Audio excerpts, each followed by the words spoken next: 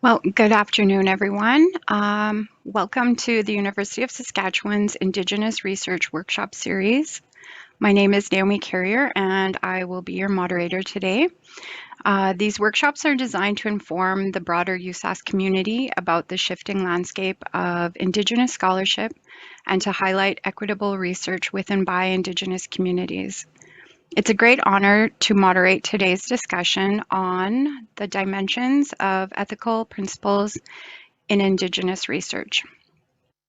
Please note that this session will be recorded and available on our website following the event. I'd like to begin our event with a land acknowledgement. As we gather here today, we acknowledge we are on Treaty 6 territory and homeland of the Métis. We pay our respects to the First Nations and Métis ancestors of this place and reaffirm our relationship with one another. The format of the panel today, we would like to welcome our 4 panelists today. There'll be 3 questions, and each panelist will be provided time to respond to each of the questions, and then we will open up the forum for questions after each member has had a chance to answer. We would ask that all the attendees provide any of the questions in the question and answer, and we will try to facilitate as many questions as we can in the allotted time. And we would ask that the attendees provide 1 question per person per period. With that being said, we would like to welcome our panelists and attendees today. We are very excited to host this virtual panel today. And with that, we are going to start right into question 1. So all of the panelists will be asked the same question, and question 1 is, please introduce yourself and your role on the USask Research Ethics Board and describe how you would define Indigenous research based on your experience with the REP. And with that being said, we will actually start with Dr. Gordon McKay. Excellent. Thank you, Naomi. And it is indeed a pleasure to be here today and be part of this workshop, an important workshop. I did organize a workshop probably about 6 or 7 years ago on a similar topic. And at that time, many researchers, when they were faced with the question about Indigenous research, they kind of shied away from it because it seemed to be too much work, but we've come a long way since then. So as in terms of introduction of who I am, I'm the chair of the Biomedical Research Ethics Board at the University of Saskatchewan. I've been involved in that committee structure or vice chair or chair position for over 26 years. And as I was joking with Naomi and the others earlier, I'm actually officially retired as of Friday last week. And so this is my swan song. This is my final foray into ethics, and I'm delighted to be part of this team today. My previous role at the university was a researcher in the College of Pharmacy and Nutrition. I had my own drug company for about 13 years for drug development, drug discovery, as I was still a faculty member. And then I came back to the university as a special advisor to the Vice President of Research in a role as the acting Vice Dean of Research in the College of Medicine and acting Executive Director for Skipper for about a year and a half. So I have a very broad experience, both in a research perspective and a long experience in ethics. And in terms of answering the question of how I define Indigenous research, I know that we want to keep this in as lay term as possible and not to be too technical. But as the chair of the Biomedical Research Ethics Board, I have a clear and well-defined role to adhere to research ethical practices as defined within the guidance provided through the Tri-Council policy statements. And I can't deviate from that too much, so there will be some technical definition in my answer. So as such, I define Indigenous research as a systematic undertaking that yields generalizable information about a particular aspect of human biology, and one that includes, at least in part, Indigenous people. So the first part of that definition is really defining what we mean by research. So it's a systematic undertaking that yields generalizable information. And the latter half is more about the greater relevance to today's meeting. And that's the human part of this definition. Maybe in the form of participants, biospecimens, or information.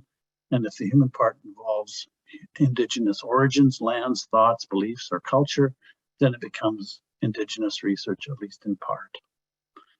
Now, oftentimes researchers may not realize that the research is involving Indigenous foundations and will start a project without that thought in their mind. And that's not completely wrong, but it does emphasize the need for workshops such as today's. It's also something we in the ethics office work hard on internally in the office and with researchers so that all research undertaken ensures the necessary consideration and opportunity for all potential participants.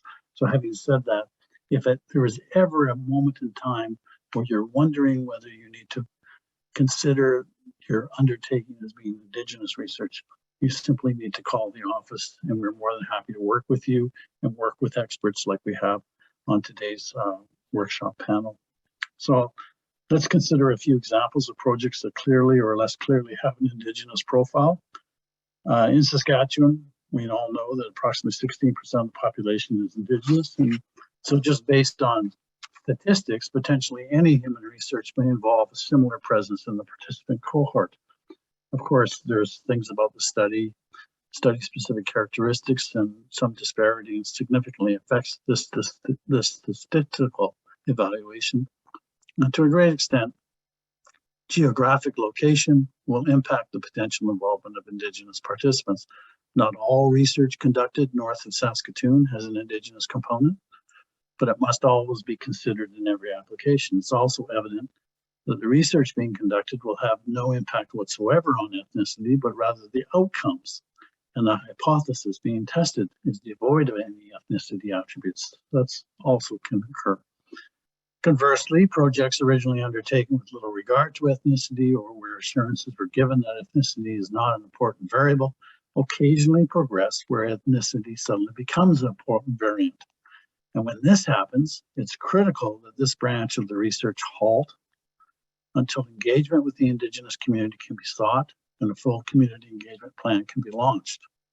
And this may or may not be successful, but must clearly be undertaken by the research team.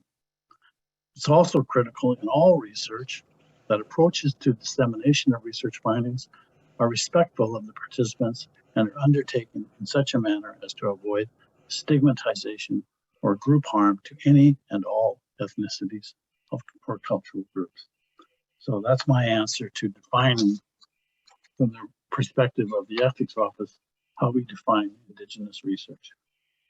Thank you so much, Dr. McKay. With that being said, we will move now to Dr. Robert Henry. Thank you, Naomi. It's a pleasure to be here on this panel with Dr. McKay, King, and Graham. It's always a pleasure to be here since the three individuals here have always helped me along with my career in different areas and aspects. So a lot of what I've come to understand with ethics has been in conversations over many years here. But quick background, I'm Métis from Prince Albert, Saskatchewan. I'm coming to you today from Treaty 1 territory in Winnipeg at a hotel. I'm at the WISE practices in the CAN, with the CAN conference and at the Feast Center. So looking at trying to actually, the exact conversation we're having here or on this online right now, we're having here on what does ethical research look like with Indigenous communities, within SCBBI research and so forth. So lots of overlap that's coming on here.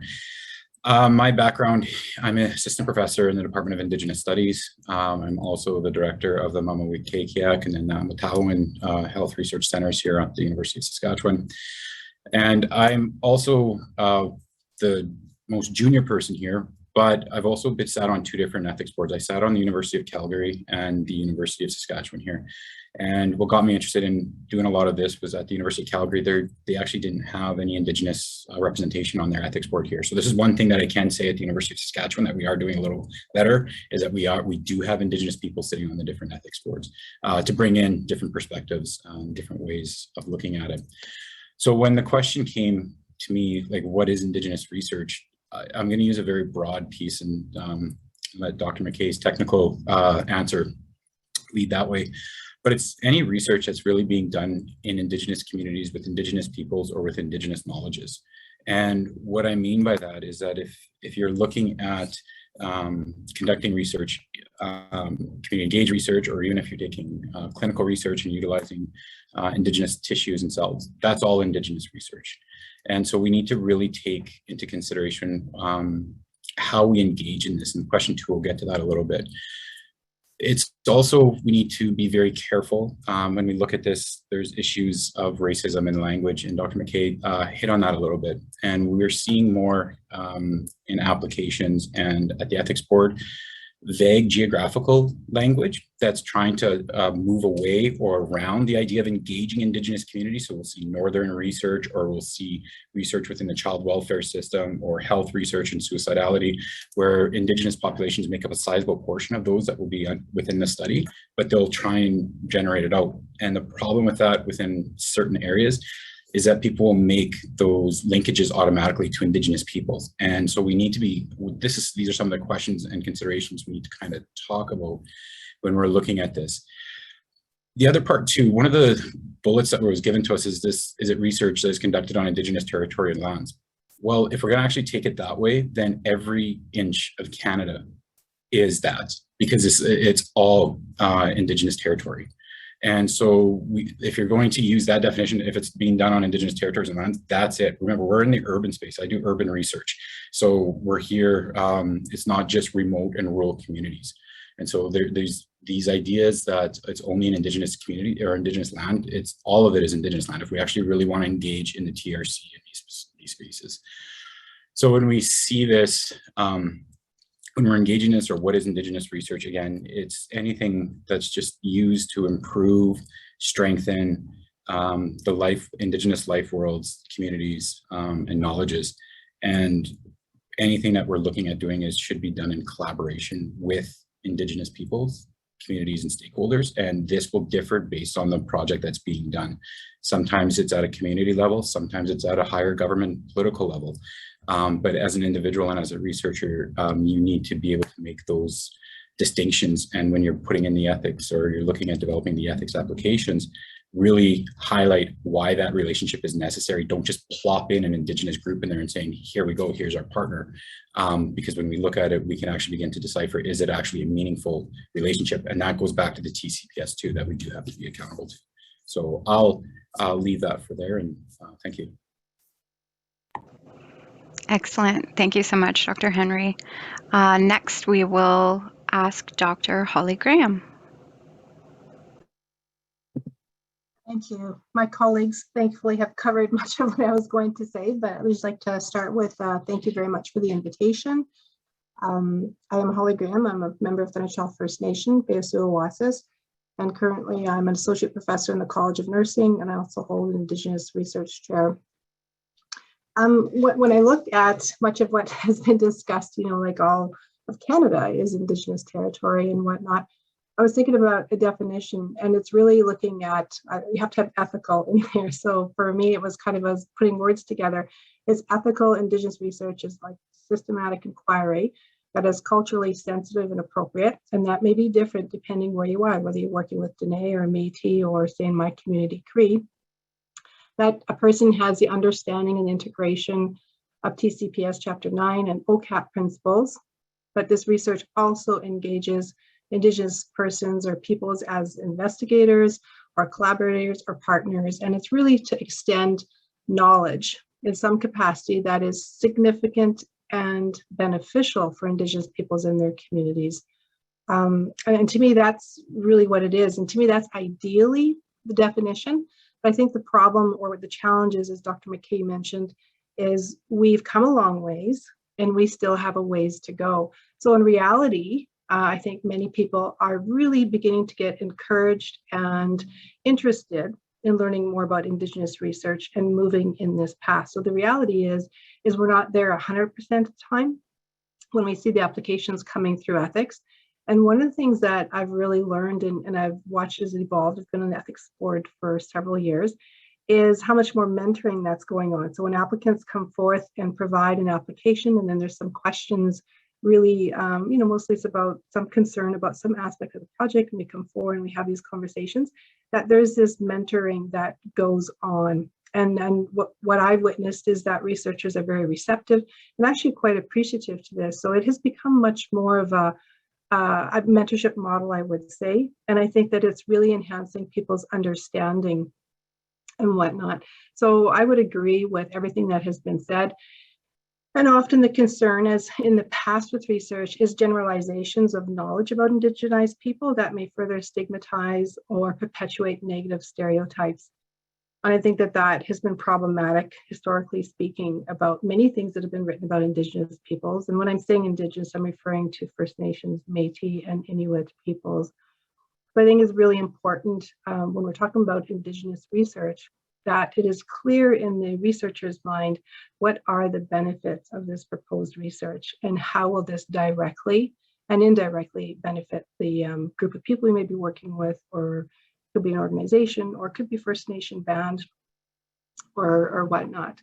So I will stop there, and it's an absolute pleasure to be here. And I do appreciate work with Dr. Mackay, and he's very much taught me a lot of the perspective that I come from. And Dr. Vivian Ramsden has also been very key with a lot of mentorship. And I've had the privilege also to have a couple conversations with Dr. King as well when I was preparing for my application for the chair for Indigenous research. So thank you, and look forward to the Q&As. Excellent. Thank you so much, Dr. Graham. Yes, so next we are going to call on Dr. Malcolm King. Hello, everyone. Good to be here. I'm actually speaking to you from my own home territory, Mississaugas of the Credit First Nation in Ontario. That's where I grew up and where we now have a second home. I'm a health researcher. I've had a lot of experience. I was scientific director for the Institute of Indigenous Peoples Health at CIHR for 8 years. I have actually never been on a research ethics board. I've been a user of research ethics boards, an applicant many times, but I did take an active role in the development of what became Chapter 9 of the Tri-Council Policy Statement, because I took part in the development of the guidelines for research with Indigenous peoples while I was at CIHR. So I certainly know a fair amount about Chapter 9 and its use. I want to actually spend a bit of time on that because Chapter 9 sets out a number of principles, and if researchers follow those principles, there is a risk that the research they propose and would carry out might be even a little bit of checkbox. In other words, check, I engage, check, I'm providing capacity development, check, I'm, this and that, honoring elders in the research. So I think, to me, the Tri-Council Policy Statement really represents a minimum standard. And it's up to research evaluators, including the research review panels, to gauge the strength or level of adherence to these to the policy, and look for good practice, best practice, if there ever is such a thing. And we have ways now, I think they're still in their development phases, but I should have introduced this part of me earlier. I have a day job, and Dr. Mackay knows very well because he had it before me. I'm the scientific director of our provincial SPORE support unit, the strategy for patient-oriented research. And the Saskatchewan support unit was really unique amongst all of the provincial ones in that it had a dedicated arm devoted to Indigenous health research.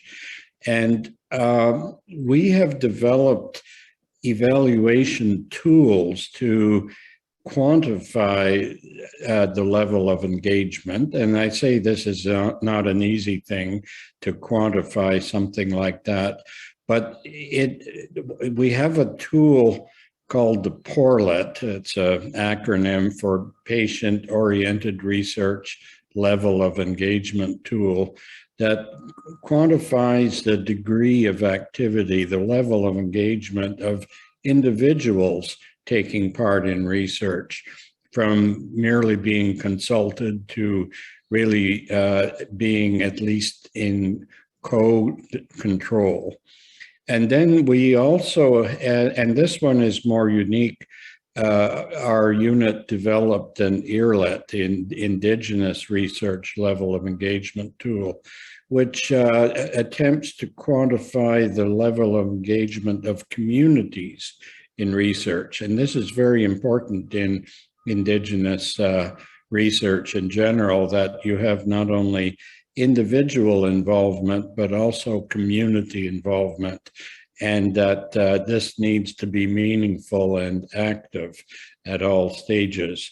So that's an important thing. I don't know that, and I guess this would be the question in general that I would throw out there. Is this a role for research ethics boards to not only evaluate the minimum standards, the required standards, but the level of involvement, the level of engagement? It's something that I believe our research agencies, the funding agencies, are trying their best to do. But is this a role for the research ethics boards in our institutions? I'll say one more thing about communities, and my colleagues have brought this up already. It's rather easy in a way to define the community if you're dealing with a political unit or a geographical unit, such as a First Nation, Métis village, and so on. But it's much less clear with whom one engages when one's dealing with a community of common interests, such as a group of Indigenous people with heart failure. They could be all across the province, and they in fact would be. There isn't a single community involved. So who do you go to engage with, on that topic? And again, I think it's more of a question than an answer, but my feeling is that one would engage to the relevant provincial bodies, the first FSIN, the Federation of Sovereign Indigenous Nations for First Nations, and the Métis Nation Saskatchewan for Métis in our province. But there may be other views on that. So I'm just gonna step in here, Dr. King. Anyway. Okay, that was really good, and it really brings up some key points, I think, from this very first question. And thank you so much to all the panelists. I would like to now prompt the attendees that are joining us today. If you do have questions that came up from this first question and answer, please put your questions into the Q&A, and Christine will bring up some of the questions, and then hopefully a couple of the panelists will be able to answer some of these. And we'll just give everyone a couple minutes. Hopefully there are some people typing and thinking about something to ask. We would also welcome live questions. If you would like to raise your hand to ask a question, we can unmute you. and to allow you to talk.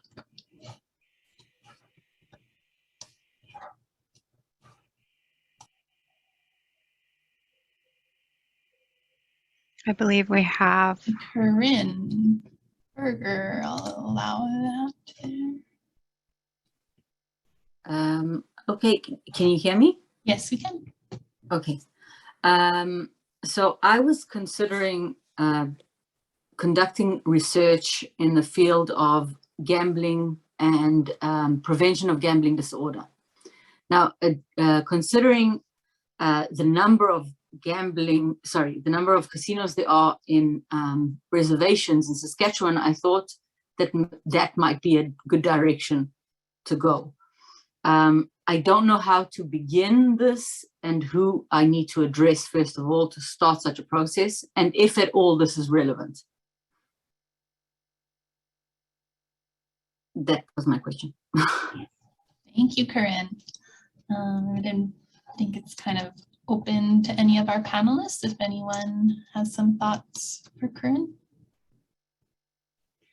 Can I ask or sort of make a point, I guess, that if it's whether the gambling disorder is an issue for the community that's hosting the casino, and then again, I would want to know if there's evidence, or because my impression of these casinos is that they're designed to generate revenue for the community. And unfortunately, there are many people at them who have gambling disorders, but are they from the community? Does the gambling disorder particularly affect the community, or is it, for instance, if the casino is outside Saskatoon, who's affected by it? Is it the community? Is it residents of Saskatoon who may not be Indigenous? But it in a way goes to Dr. Graham's point about benefits to the community. I think there'd have to be some establishment that the research would be of benefit to the community and would be wanted by the community. Okay, thank you. Dr. Graham, did you want to add something? Sure. Yeah, one of the things it doesn't directly answer your question, but one of the things we've envisioned, as you know, the Division of Indigenous Health, the College of Medicine has recently announced that they have a new director, Dr. Bennett Patusis. And one of the things that we've envisioned the Indigenous Health Committee is that the university would create, I guess, a forum or a platform where Indigenous communities could come to us and say, these are the types of issues and challenges that we really want to work with a researcher, we want to investigate. So these are the topics, like maybe it's gambling, maybe it's diabetes, or whatever that topic may be. And then that we could actually match researchers with the communities so that the topic is being driven from the community, much as what Dr. King is referring to is this a need that's identified by communities? So I think that's the difficulty, particularly when we have graduate students who are all pursuing their personal passions and their desires, which we all do. And sometimes that creates a potential possibility of an imposition, perhaps, of something that we may really want to do, but it's not necessarily where the community is at. And perhaps they want to go in a different direction, but because of power differentials, they may not actually verbalize that. So ideally, one of the things that I know we've been advocating for is this type of place where Indigenous communities can come in and basically come to the University of Saskatchewan and meet and greet kind of, and have this connection of, well, we have 2 or 3 researchers who are interested in this area. Could we set up, a meeting where you could kind of have a brief conversation? Ideally, that is the best always, that the research project is identified by the community in which they have, without any doubts, that we want to work on this. So I'd like to let Dr. Henry maybe add to that as well. Thank you. Sure, thanks, Holly. So I'm just going to stick to the question on gambling. So one of the things too is that the only casino, to my understanding, that's actually on reserve is Dakota First Nations. The other ones are urban reserves. So again, when you're looking at the communities, there's a whole different understanding here. They are run by SIGA. So there's a whole other sort of piece within when you're asking these questions, working within First Nations communities and understanding that, because they are on urban reserve land, not on First Nations reserve, like outside the urban space. So there's a couple things I think you would need to start working through and looking at the questions and that you're looking to try and answer. I think that Dr. King and Graham highlighted there with their work. So when we're looking at this and looking at, like, again, what is the benefit to the community? How is the community going to share within that knowledge translation? And when we are looking at gambling, and if you're looking at saying, okay, the casino is causing more damage, what kind of lens are you taking in that, when that is the only economic opportunity for some people within those communities, and you take that away? So there's those sort of pieces that are within that. But working at it again from a position is to actually see, like, do the communities, the Indigenous communities that you want to work with, is it actually a priority to understand gambling within a casino, or is it something else that's more pressing that will lead you into that next sort of piece that you're looking into as well? Thank you all very much. Thank you. Thanks, Corinne. We have lots of questions coming in, but I know we want to get on to the next question. And I think that one, our panelists provided lots of great advice that can be applied to other questions.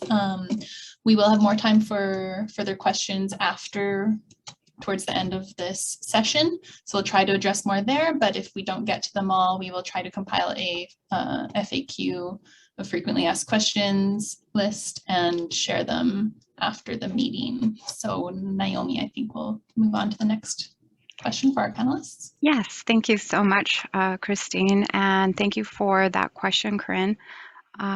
We are going to move on to our second question for our panelists. Based on your experience with the Research Ethics Board, what types of approaches are common in developing a respectful relationship with Indigenous community partners? And for this question, we will look to Dr. Holly Graham first to answer, and we'll take it from there. Thank you. I've thought about this in preparation, and I guess one of the things I would say with reviewing the applications is it's not always clear.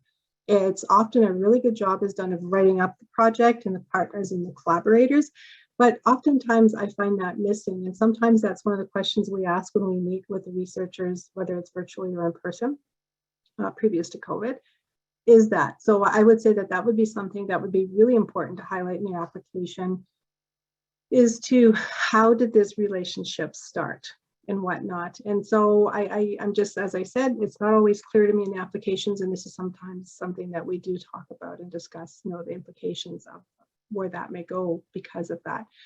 But what I would suggest if people are looking at how to start relationships is the first thing is you have to know the history. So start with the socio-political history, that understanding of colonization and this colonial relationship between Indigenous and non-Indigenous peoples. And of course, TRC calls to action to really engage with understanding what that means. And the intent and spirit of that is to redress relationships with Indigenous peoples. And that's in those areas of child welfare, education, health, language, culture, and justice. What I would also suggest is connect with Indigenous faculty, clinical instructors that you may have in your college and department to kind of find out maybe perhaps more resources or different ways that they may have engaged. And always I would suggest at the minimum taking the OCAP online training, which is very brief, it's 6 hours, a very simple process. So for me, it's really about engaging in relationships. All the research that I've conducted to date, I've been invited to community to do the research. And that is a very different type of relationship than me going in to ask specifically to work in a different capacity. So it's really about, for me, it's about visiting and getting to know people, many times being introduced by a community member. So I was invited by a community member. I was doing a conference presentation, and then one of the community members came up from a First Nation and said, I'd really like to work in this area and research. Would you be interested in working with us? So I said, let's have a conversation. And then he introduced me to the chief and council. So it was someone from the community I met who then introduced me to their leadership. and whatnot. So, and a big part of that is attending Indigenous conferences, celebrations, you know, really looking at those authentic relationships. To me, that's the foundation of ethical research and looking at why we're doing what we're doing. And I think that pretty much, you know, when I look at research, it's the intentions. We want to make this world a better place. We want to reduce the health disparities. And clearly there's many documents that have talked about the inequalities and the inequities that exist in these relationships. It's been mentioned with histories of racism and sometimes more recently Indigenous specific racism in healthcare. So it really is about redressing the relationships. And to me, that has to be foundational. And if that isn't there, and you can't check a box with that. I mean, you can check it, but it goes beyond checking that box of are you in relationship? And research is considered being in relationship, and it's considered, Sean Wilson talks about it, research is ceremony and whatnot. So that's how intimate it is, and particularly some types of research where people are sharing and bearing their souls and their spirits. It's very much a privilege. So we have to be prepared for the responsibility of that relationship. Thank you. I'll just stop there. Thank you so much, Dr. Graham. Next, we're going to move to Dr. Robert Henry. So I agree with what Dr. Graham has said here to a point, but I do think we need to move beyond just language. So when in like relational accountability and what does that mean? Dr. King talked about the idea of how do we evaluate, like what is it that's actually going on there? A lot of times when we look at research and ethics, people will try and write the right things. They'll utilize language, they'll utilize terms like relational accountability. We're building a relational accountability model, but there's no evaluation even from the community to come back and say, yeah, we were actually done in a good way, or this is done. So there's no mechanism in place for communities to come back and say this was actually good research, or we enjoyed what was going on here. And so I think that's something that we need to look at from an ethics board point of view, is how do we work better with the communities? Because again, research is, the term research isn't a dirty word in Indigenous communities. It's the way the actions of individuals in those communities created this, because we've always had research within Indigenous communities. We've always done our own scientific knowledge. We've always done it. We just called it different things. We just called it ways of knowing and that. And so we need to kind of look at what does this mean. And when we're looking at the idea of racism, we've got to understand what is settler colonialism, what is the way in which, and not just look at it as a historical piece, but what is the contemporary piece that's going on. And so when we look at how do we engage Indigenous communities, I think the first thing is, as a researcher, if you're not from the community or you don't know the community, sit back and just ask the question, is it really worth it? And how do I go in there in a good way?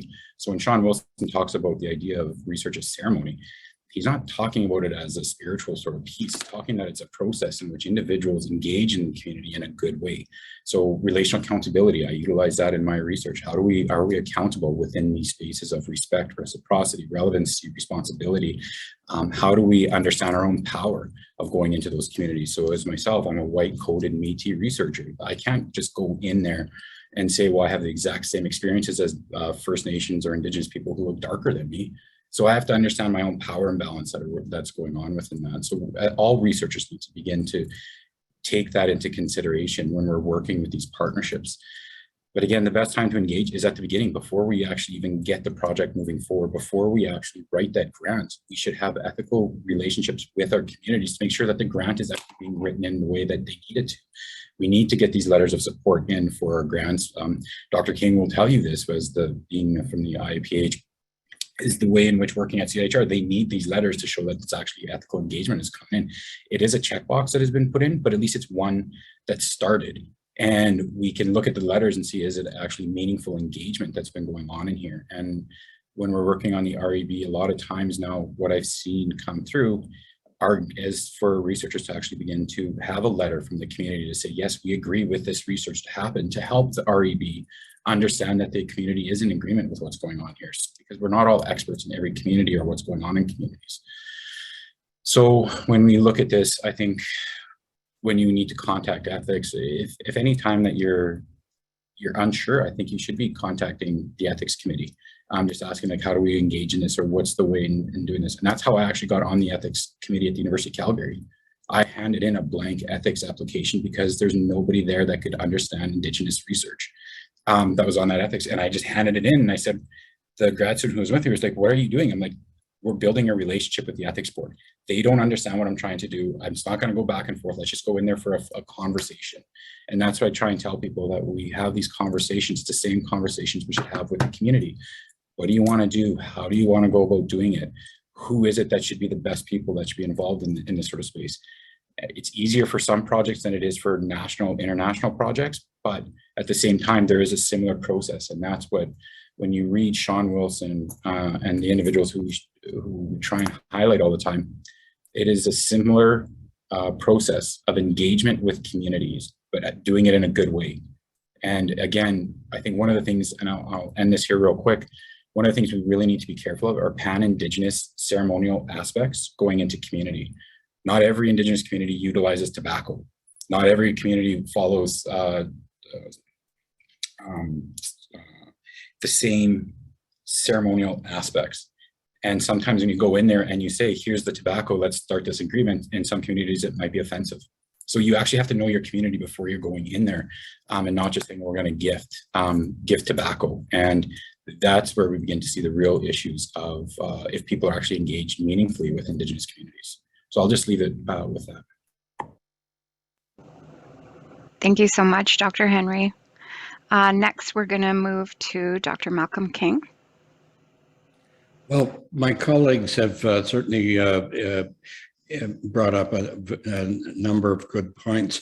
I want to deal with how relations start. So occasionally in my career, I've been approached by an Indigenous community who has a problem and, you know, sees me as a potential expert who could help them. That's great. And I've, you know, I find that a privilege. But most often, whether it's myself or colleagues, we genuinely have an interest in a topic. You know, it's what we specialize in.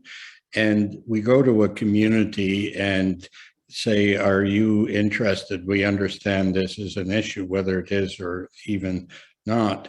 But the important thing in that relationship building is that we take the time and trouble to listen to the community and find out what it is that they're interested in, and even more important, I guess, is about this topic that we've gone to, what aspect of it is actually important and interesting to the community. And then, you know, you go through this relationship building. So you might think that providing a certain type of new drug is the way to go, and the community should be interested in that, but they may feel that addressing a determinant of health that's holding them back, and that would allow them to go forward, would be the way to address that.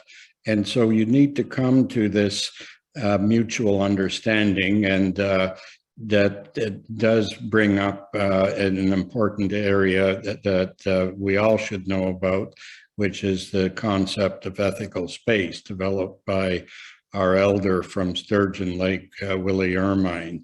So to come to that common understanding, and then the project will be ethical and it can move forward. And I think ethics boards need to see that. Just to say, as a researcher, we want to do this and we'll engage with the community is not really going far enough, in my view. Thanks.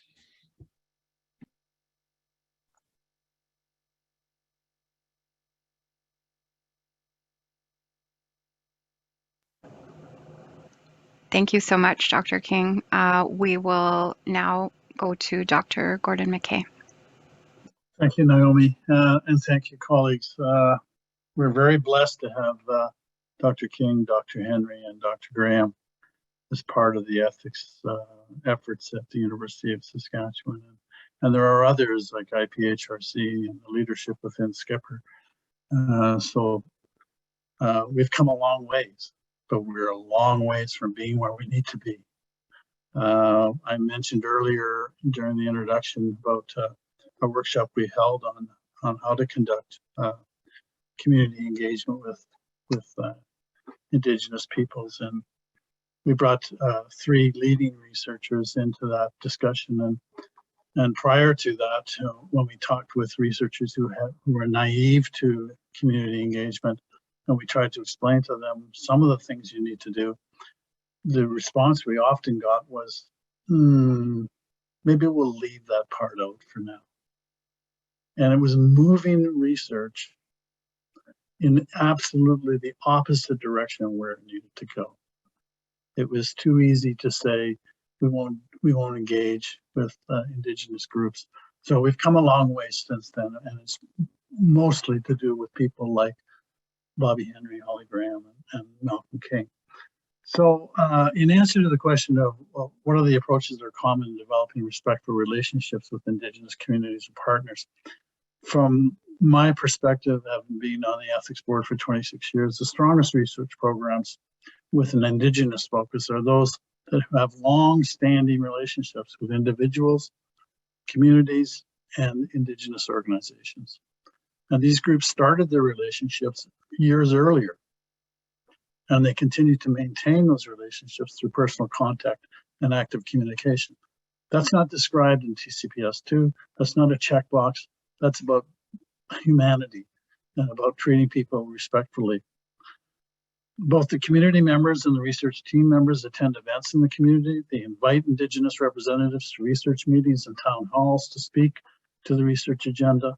In all of this, there's a natural respect of the research team and the Indigenous community.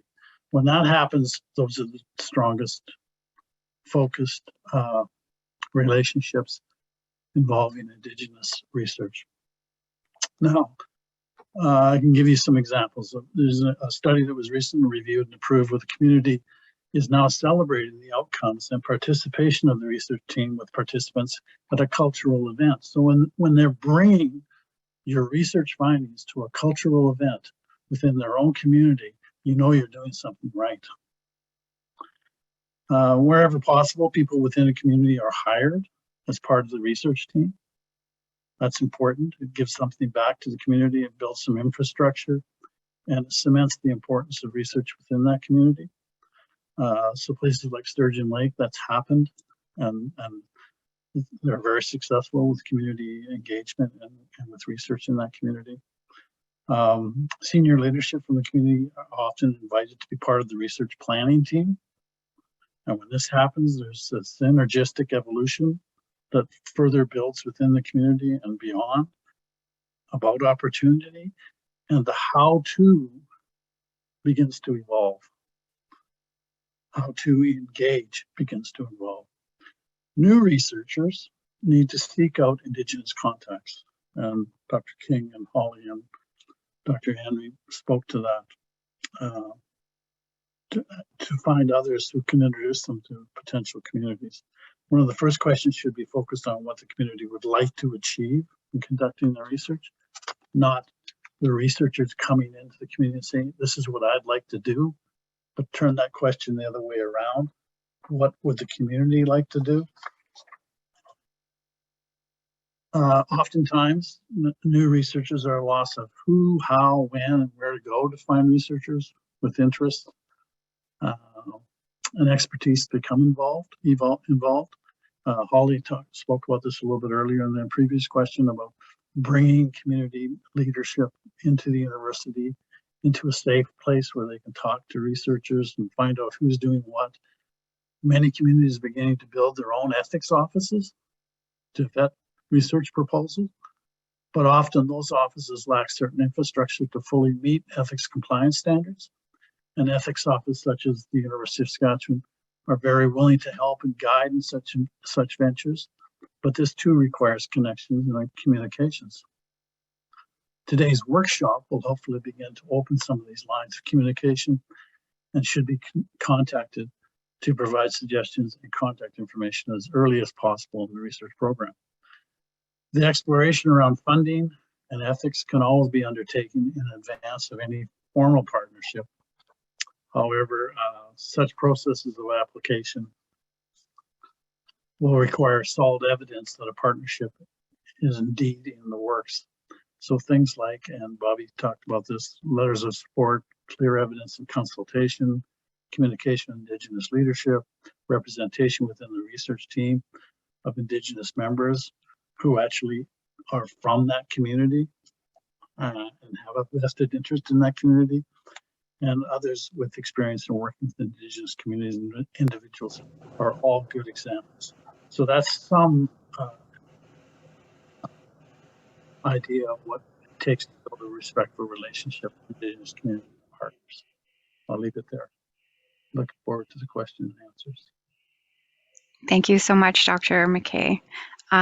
Yes, so I'm going to hand it over to Christine. I noticed that we have a few questions in the Q&A. Great. Yeah, I think we'll start with the one that popped up for this second question. So Lana Bitsui said, it is essential to collaborate with those tasked with working with these communities in order to recognize them as ambassadors of community and cultural protocol. How can universities navigate how communities develop massive internal changes, such as implementing the United Nations Convention on the Rights of the Child or Bill C-92 Child Welfare Act, while being sensitive to educational infrastructure and socioeconomic gaps? Any of our panelists want to begin with this one?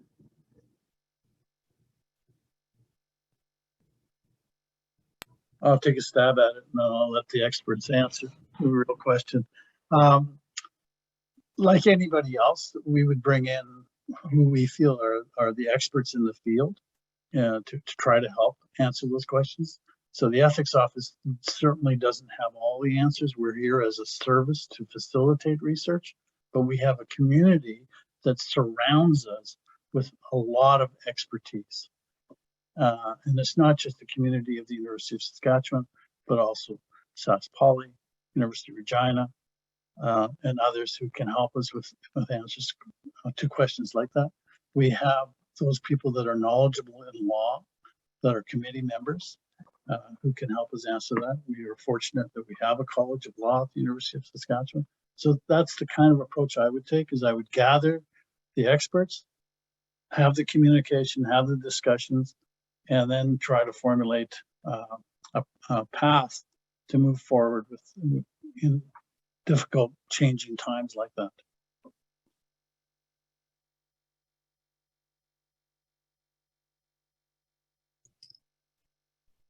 Thank you. Does anyone else have anything to add, or I can move on to another question? What level of engagement with Indigenous communities would you say is feasible for undergraduate research? And what are the first steps to take in establishing relationships with gatekeepers of the community?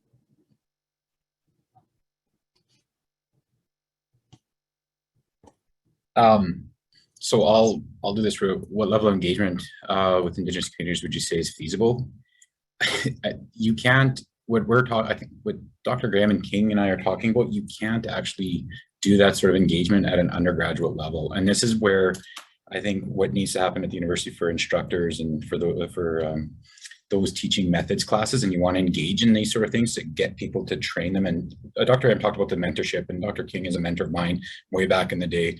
Like, to do this in a good way, it takes time. And I think if we're looking at undergraduates going into Indigenous communities to do this research, whoever is instructing that course should be the one who has those ethical relationships in place in the first place. It shouldn't be up to the undergraduate student to do that within a 2-week period. That's just, well, what we're training people to do then is parachute research. And we're going backwards in the research sort of pace. So unless the instructor of the course, of that research course, or they're asking you to do that research, is actually from the community, has those relationships built up, I really do recommend that we don't do that, because we're putting you in, we're not just putting the students at risk, we're putting the community at risk with this, and really damaging sort of these relationships. So that's at undergraduate. When we get into the masters, then we start getting into this idea of, okay, how do you do community engaged research? How do you move about and building these relationships and really mentoring you, getting into the community and involved? But again, at an undergraduate level, you don't have time. You really don't have time. It should be focused more on what are the tools and what is data collection tools, and really beginning to understand those pieces, and beginning to theorize what is Indigenous research, and beginning to get into those discussions on how to make your own plan and how that would work, so that you can actually apply it later on. So that's just my thought when doing this sort of research, especially coming to an ethics board level. Thank you, Dr. Henry. Dr. McKay, do you want to add something to that? Yeah, Bobby's absolutely right about that undergraduate involvement. The only exception, and I've seen this in applications, is when there's an undergraduate student who's from that community, who he brings forward from his own personal experience and is connected to that community, highly connected to the community, that there's a summer research project that he might want to engage in. But still, even in that situation, the faculty member who is going to be supervising that has to be fully connected as well. Can I just add one thing to Dr. McKay saying there?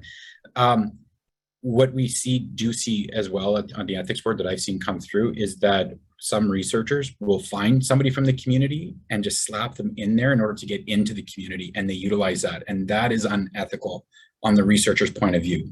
And so, yes, people from the community can go in undergrad for graduate, for research, but this should be already in an established relationship, already put in place, that the student isn't the one building these relationships at an undergraduate level. But again, we've seen this happen time and time again, where non-Indigenous researchers or people from outside of certain communities will find an undergraduate student to get into the community, to get in there, and that's their way in. And so they're trying to find an easy way in. And again, as you heard Dr. Graham and Dr. King talk, this takes time. It's not a quick thing to do Indigenous research in a good, ethical way. Thank you all very much. They're very important points. We do have more questions, but I think because of our time, I think I'll turn it over to Naomi for our third question to our panelists. Excellent. Thank you so much, everyone.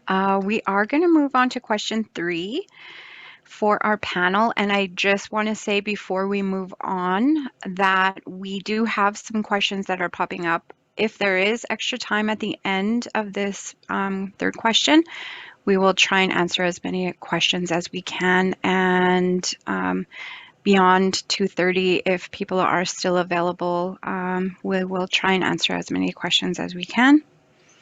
So question 3, based on your experience with the Research Ethics Board, what is the community?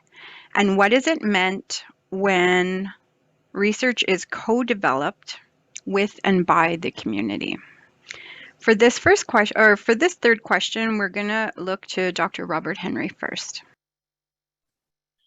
Oh, okay.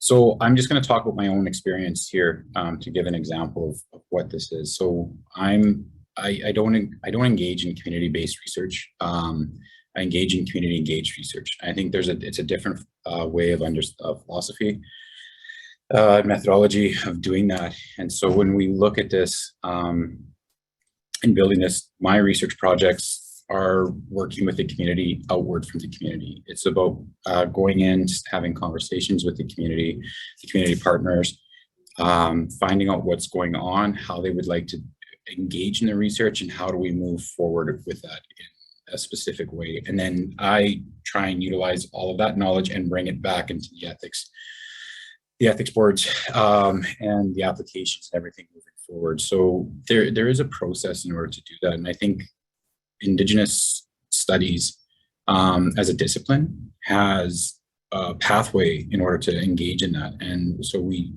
do look at this idea of the concept of relational accountability, but it's not just about building relationships. It's about how do we go about building those relationships. So how I try and work with individuals in this area is when we're all here, we're all building a relationship. The next thing is respect. We can go into a relationship, but if we don't have respect, the relationship's going to fall apart. If it does, then it becomes relevant. And then if there's no relevancy within that, why that research partnership needs to be there, then that's fine. You're still building that relationship, still there. And you have reciprocity, the idea of giving back. And I think this is the big one. And I'm just going to hold it here for a second. When we look at reciprocity, a lot of times we utilize it as putting resources back in the community. But I think we need to look at reciprocity a little bit more macro than that. How do we not just give resources back, but how do we maintain almost like an agency within that community, as well as how do we go about making sure that the relationship is built on a way in which we, and it sounds bad, researchers need to get something out of it too. And this is that idea of that relationship. And when you do it in a good way, the communities understand that we have to get certain things out of it in order to advance our careers and to make sure we can get more money to come in. We want to make sure that they get what they have. And so this idea of reciprocity is making sure we give back to the community what is necessary for them.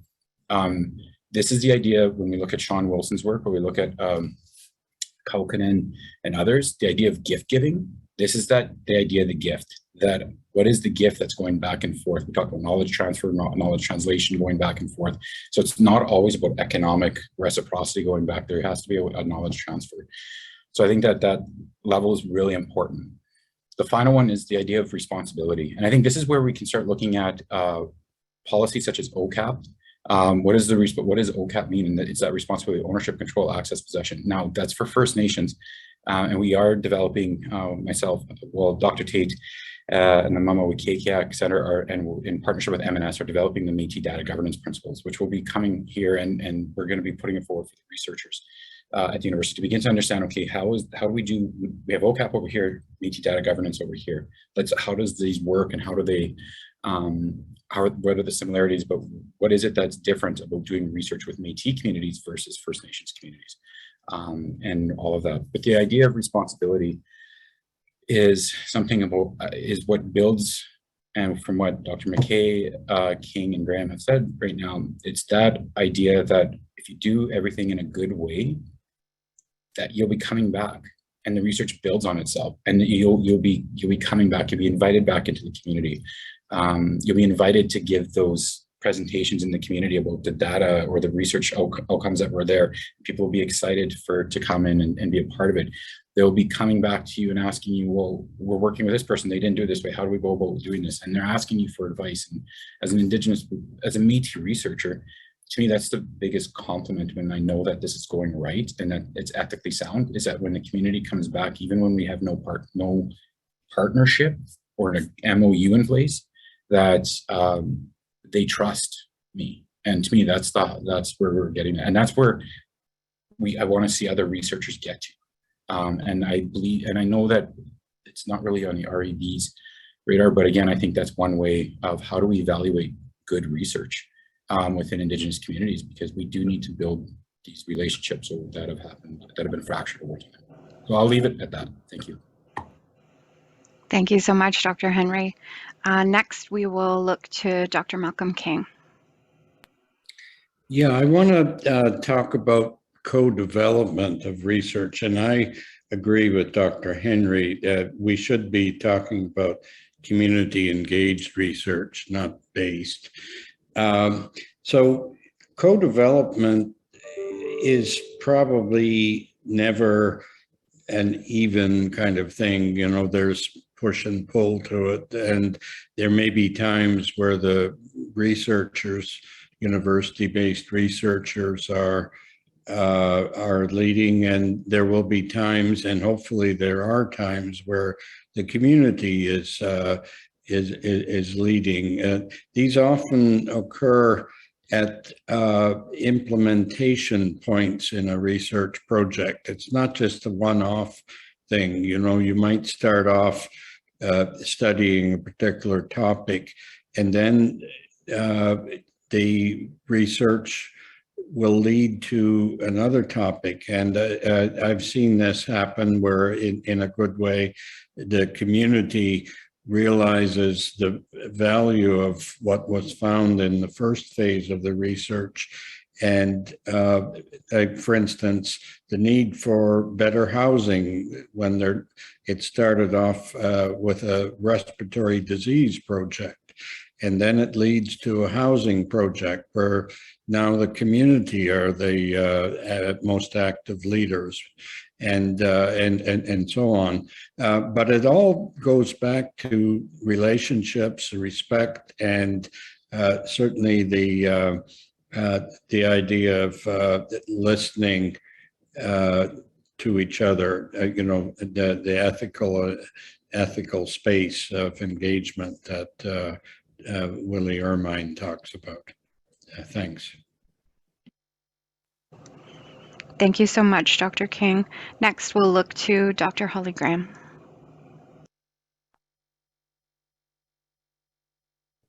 Yes, thank you for those comments. I think what I'm going to do is more share examples. First of all, I just want to say it takes time when you're looking at this type of research. And I think that's the luxury of my current position, is being associate professor, having done that graduate process, so you don't have that same time frame. So I can engage. So one example, one community I've been working with, they've changed their mind.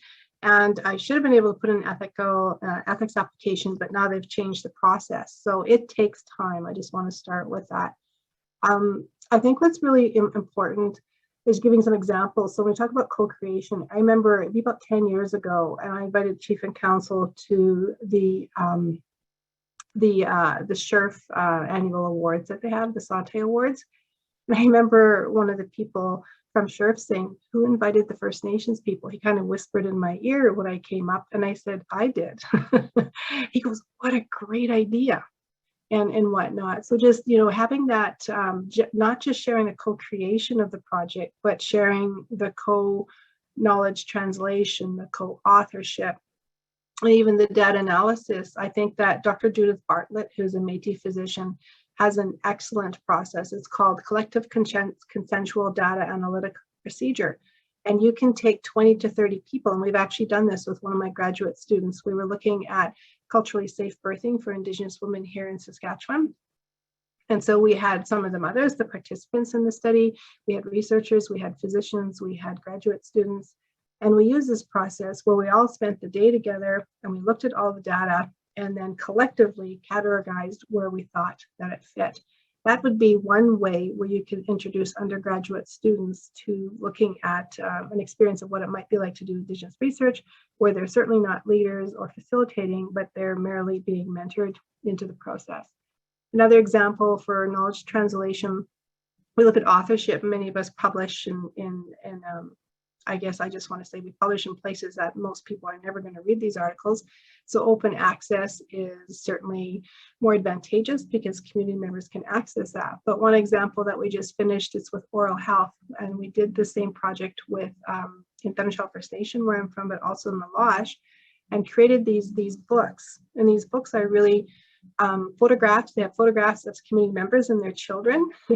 And it's really a book about engaging families in oral health. So as a result of the findings of the project, that knowledge was taken and created and then translated into Dene for the Lalash and into Plains Cree for Thundershaw. So they can now give this book out with their oral health activities that they have had a place in authorship, and their names are listed in these books and whatnot. So for me, co-creation of the research project extends far beyond ideally them coming to. So the other project I'll share is what I'm doing right now, and it's a public safety one. It's Nehe Wichituin, and that means Cree helping Cree.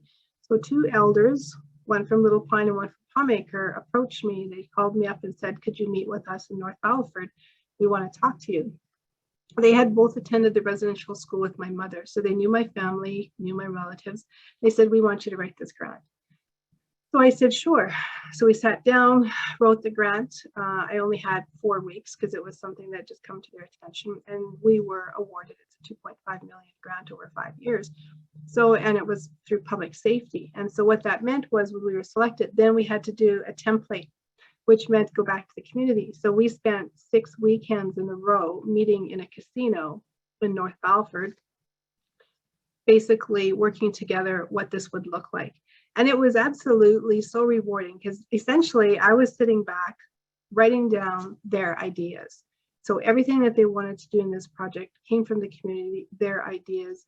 And it was such an easy sell for me because there was never a point where I felt that my personal agenda was getting in the way. So now I'm working with them. The project is underway now, just over a year. And it is really fascinating to see. So it's an intervention project. So there's 6 employees working with it. So it's basically to make communities safer and reduce crime, and we're using culture as the primary intervention. So I just wanted to share those. So really, when we're looking at co-creation, the reason for that is we really want the communities to be benefiting from this in some capacity, building capacity, whether it be knowledge or skills, or it could be booklets or anything that advances their wellness in that identified area. The other way that I know I really talk about the consenting process and making sure is I think it has to be ongoing and throughout. And that is a really important part of co-developing is the consenting. It happens at the beginning, it happens throughout. And in the beginning, I always get a BCR. And in my BCR is basically my research agreement when I talk about, these are the plans, this is what you would like, and this is what is the plan to go forward and whatnot. So that co-creation of the project for me follows every process that we do within research. And I'll just stop there. Thank you so much, Dr. Graham. Next, we'll go to Dr. Gordon McKay. Thanks, Naomi. Part of this question has already been answered in the earlier questions, and it's all integrated together. But from the ethics office perspective, when we want to try to evaluate a meaningful relationship with an Indigenous community, the strongest criteria that we find are the meaningful relationships is that there's a full and clearly articulated support shown by the community. So the community has sufficiently invested in the activity to demonstrate that they're supporting it. And that engagement may range from information sharing to active participation and collaboration to empowerment and shared leadership on the research project. The communities, on the other hand, may also choose not to engage actively in the research project, but simply acknowledge it and register no objection to it. As mentioned earlier, there should be a clear outcome for the community. Tangible support can be in the form of letters of support, membership, continuous research programs, cultural recognition, community success as a result of the research, and outreach, and the list can go on and on and on. And Bobby's talked about some of those. The most rewarding demonstration is when communities contact researchers themselves. And then we know that the relationships are being built. Most recently, a study that's based out of Calgary caught the eye of some communities in Saskatchewan. And for reasons of confidentiality, I can't say where those are, but there was 3 of them. The senior leadership of the community contacted the research team and expressed an interest in also participating. This, of course, was met with great enthusiasm, and the research program has now grown to all 3 of these communities in Saskatchewan. It was facilitated by our ethics office acknowledging the Alberta-based initiative and providing supporting documents to let the research program flow. It's important in all of this that the guiding principles of OCAP be present and that a research agreement be created to help in this regard. And that agreement has a full gradient of detail. The agreement can be as long and as detailed as necessary to ensure both sides understand and there's clear expectations for all parties are in place. And most critically, there should be a clear and unambiguous plan for the dissemination of the knowledge that should be first respectful of the community and the Indigenous aspects of the study, and establish the limits of such dissemination and research start and end dates. This includes any future consideration of research and the use of information arising from the original research plan. Open-ended statements are not supported in such undertakings. I'll leave it there and look forward to the questions and answers. Thank you so much to all the panelists for presenting. Next, we're going to pass it over to Christine to take some questions. Great. I don't see any new questions yet for question 3 to our panelists, so I'll just go back to some of the earlier ones that were asked. Wendy Mark said, can you discuss some of the specific challenges with collecting biological samples from Indigenous individuals, especially in children?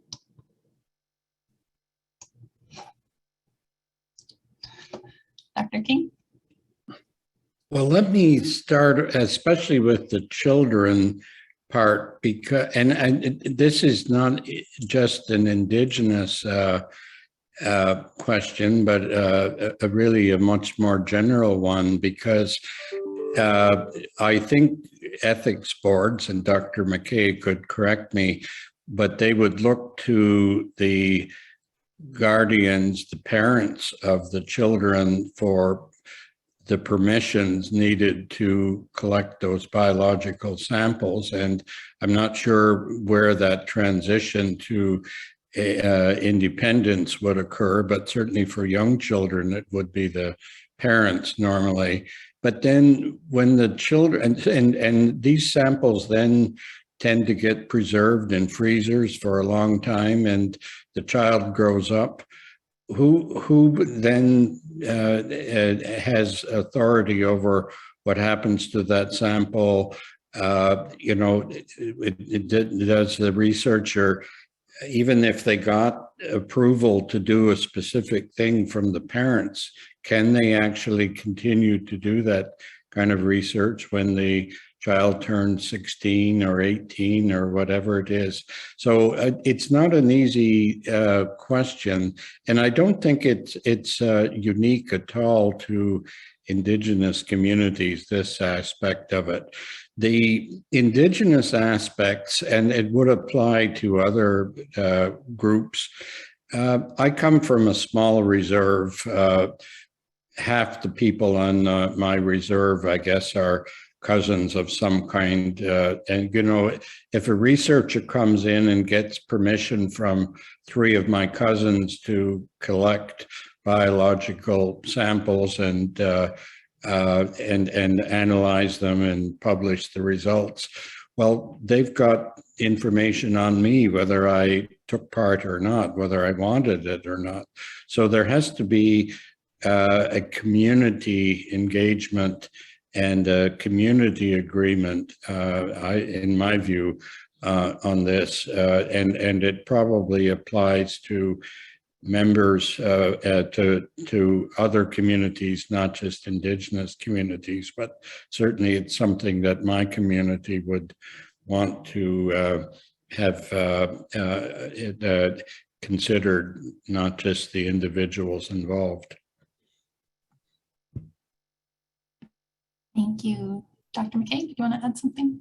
Yeah, Dr. King is absolutely right. There's really 2 parts to this. There's the pediatric part, regardless of Indigenous status or whatever ethnicity it might be. And so when we're working with children, they're considered a vulnerable group. There's the aspects of assent, and assent is only meaningful if the child can understand the assent process. Then there's the consent from the parents. And we don't base it on necessarily an age category, but we base it upon capacity. And so in pediatric research, you have to have a method of assessing capacity. In other words, does the child understand what's being undertaken and is capable of consenting to that activity?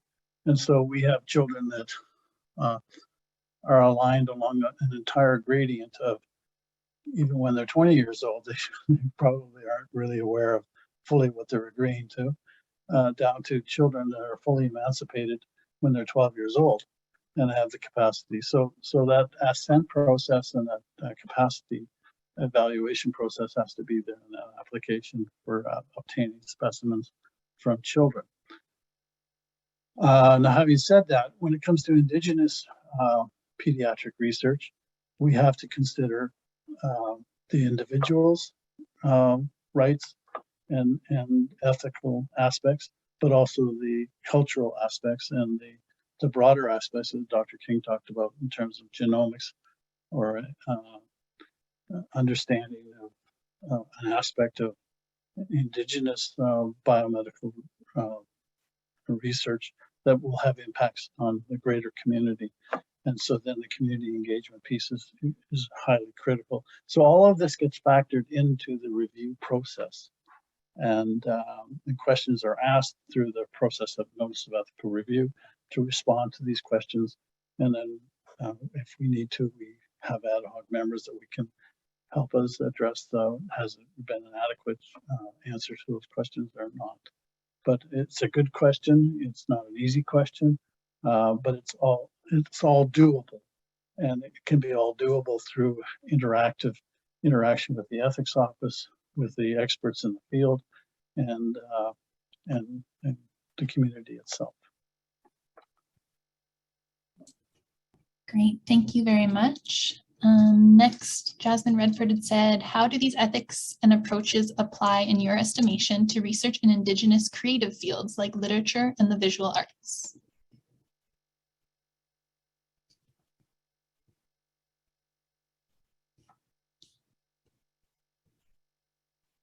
Does anyone have experience? Can you repeat that? Sorry. Yeah. How do these ethics and approaches apply in your estimation to research in Indigenous creative fields like literature and the visual arts? So I guess I can answer real quick, just from personal perspective, because I am an arts-based researcher. So I utilize photo, voice, and digital storytelling within my research. And so when we look at that from an arts, I think we have to take a little bit more consideration into this because of the broadness and the level of exposure that some projects may get. So when we're looking at photo, voice, and especially with my research working with individuals engaged in street spaces, there's an ethical accountability signing off on everything that can be shown. So I just recently published a book with Indigenous women involved in street gangs, and it took a very long time. And within the process, it was at every stage, they had to sign off to make sure that the story was right, that the photographs were actually right, that they were organized in the right way, and so they were involved in the whole thing. So when we look at this idea, then arts-based research, when we look at art, it is ownership. If somebody does a piece of art within a research project, so we need to be very clear if you're doing arts-based research to an ethics board, you've got to be very clear, how are those images going to be used? How are they going to be shared? What happens if you're doing photo voice and you're looking at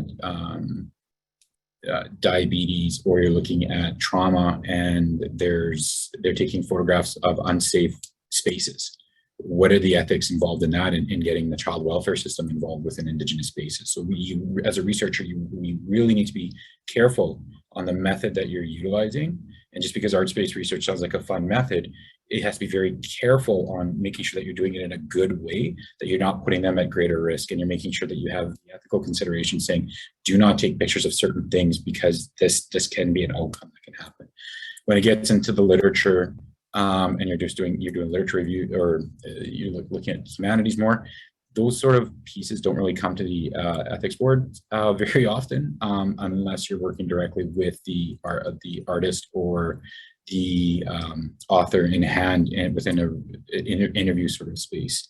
So it's a little bit different, but I think you still have to, if you heard from everybody here today, there is a process in which that should be done in a good way that goes outside the ethics boards. And if you're doing Indigenous research, it just has to be done in a good way, making sure you're doing the proper protocol, you're building the proper relationships, and you're doing it in a way that enhances Indigenous peoples, communities, but also there's those relationships in spaces. So outside of this, if you're ever interested and you want to talk about ethical issues about photographs within and what can be shown, what can't be shown, please feel free to email me, because I can talk to you all day about arts-based research within that. So, thank you, Dr. Henry. Dr. Graham, did you want to add something? Sure. An example, last year, as part of the Indigenous Research Fair, commissioned artist Kevin Pace, who is from Saskatchewan here, and he created this beautiful visual art of a baby in a moss bag. And this was actually put on the orange shirts for last year. It started in College of Nursing, and it was shared with Greater Campus at USask, and we're going to be using the same image. So what we did was he sold the copyright, so to speak, so that I could use that image in whatever capacity. But as what Bobby said in relationship, we've taken that image and we've now put it on mugs in the College of Nursing. So it has Every Child Matters, the beautiful art, and underneath will go twin.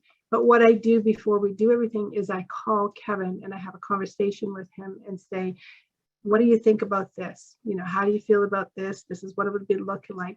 so that even though I have full copyright to do whatever I want with that image, because I'm in relationship with him and not just for this piece of art, I will always check with him. And so the university will come back to me and say, Dr. Adam Baxter Jones is going to use it for an upcoming conference.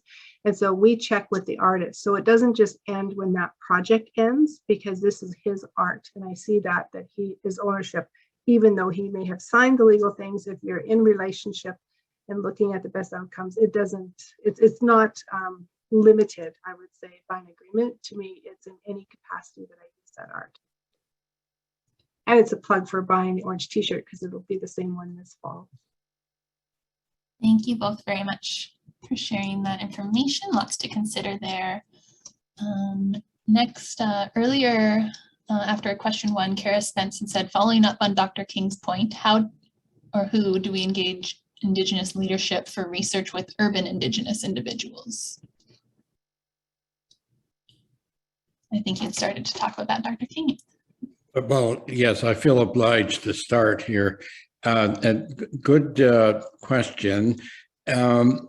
Urban Indigenous individuals, you know, first of all, there's a huge diversity there.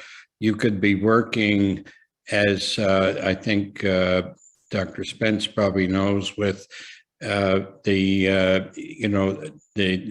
downtown east side in Vancouver. You could be working with a group of educated middle class individuals. Don't be surprised. There's lots of us.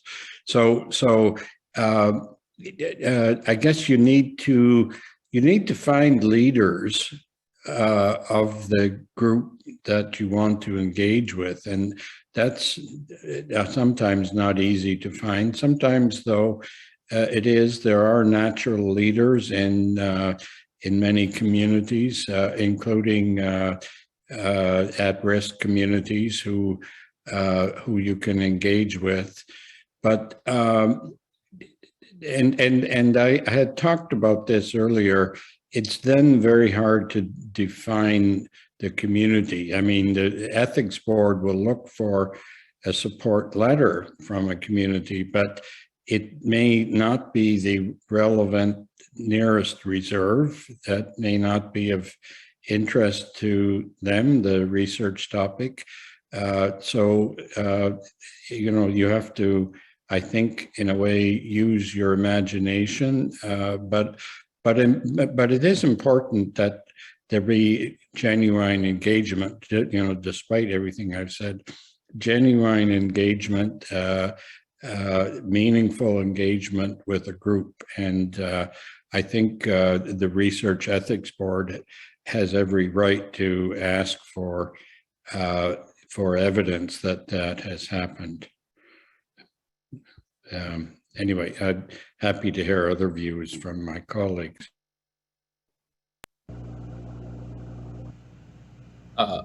So I agree with Dr. King. Like, when we look at urban, it's such a vast piece, and it mostly focuses on a geographical space where I think we're seeing a lot more distinction-based, or the need for distinction-based research going on. So I think it's a very interesting question and topical area when working with the urban spaces. Like I said, we do have urban reserves, so we do have First Nations communities in these spaces. We also have Métis locals that are specifically urban-based in urban space there.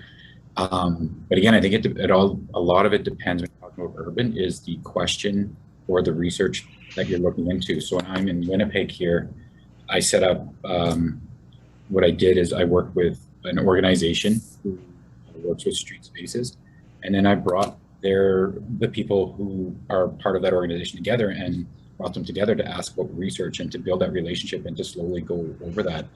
And it's an urban space. And then they helped me direct on who is it that we need to contact, who is it that needs to be involved. And it's that knowledge from those spaces, from the community ground up or that community engagement space, that'll help you go through that. So I don't think that there's a direct answer, but we do have to be cautious as well as researchers and at the ethics board that there is political pieces involved. And so when I work in Saskatoon, I always go to STC and M&S specifically to say that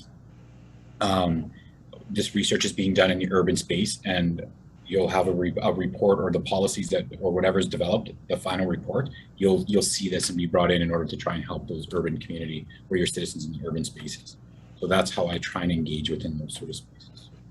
And ethics boards seem to like that because it shows an engagement to political bodies as well. Excellent. Thank you so much. Dr. King, I believe you have to leave us, and just thank you so much. Before everyone else signs off, Aye. I just want to thank everybody, thank the panelists, thanks to all that attended today, and all the questions that were brought forward to the panel. That was much appreciated. Please visit the USask RASI website. We will upload the video of this event. And also please look for our next workshop planned for fall 2022, where we will explore more aspects of Indigenous scholarship and research.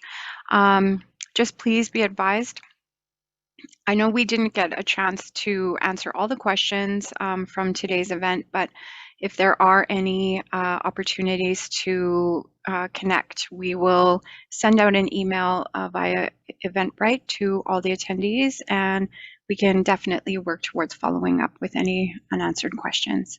Thank you so much to our panel. And with that, I just hope everybody has a good afternoon and staying safe and enjoying spring. Thank you so much.